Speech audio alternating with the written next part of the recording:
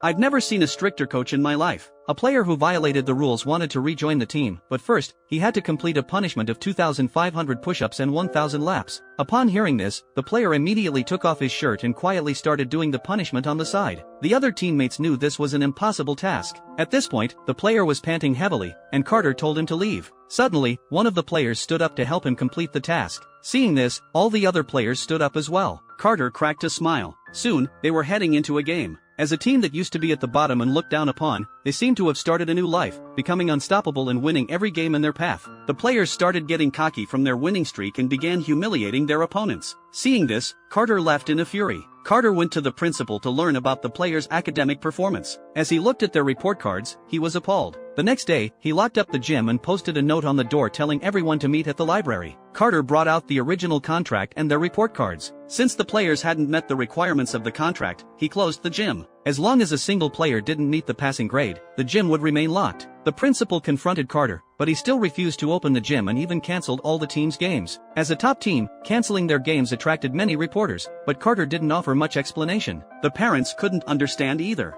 They cornered Carter on campus, threatening him and trashing his sporting goods store. Carter was furious. At the community hearing, he faced the parents' aggressive questioning head-on. When Carter offered his resignation, the parents started applauding. Carter was deeply disappointed. Before leaving, Carter went to the gym and found that the lock had been smashed open. As he walked into the court, he was stunned by what he saw. The players had moved their desks onto the basketball court to study. The players said they would abide by the terms of the contract. Through the players' continuous efforts, Carter received their passing report cards one by one. They successfully returned to the court. At this point, the players knew that none of this came easily. They worked hard and made it to the finals. However, faced with a powerful championship team, the players' steps faltered, and they couldn't follow the tactics Coach Carter had laid out, allowing their opponents to score consecutively. Carter called a timely timeout and told them not to worry about winning or losing, but to bring out their best. The players' morale quickly soared, and the point gap began to narrow. In the end, they lost the game by only 2 points. The players were deeply disappointed, but in Carter's eyes, they were already champions. When a person puts their heart and soul into doing something, their light will bring hope to those around them. Under Carter's influence, these students all successfully got into college, with 5 of them receiving full scholarships.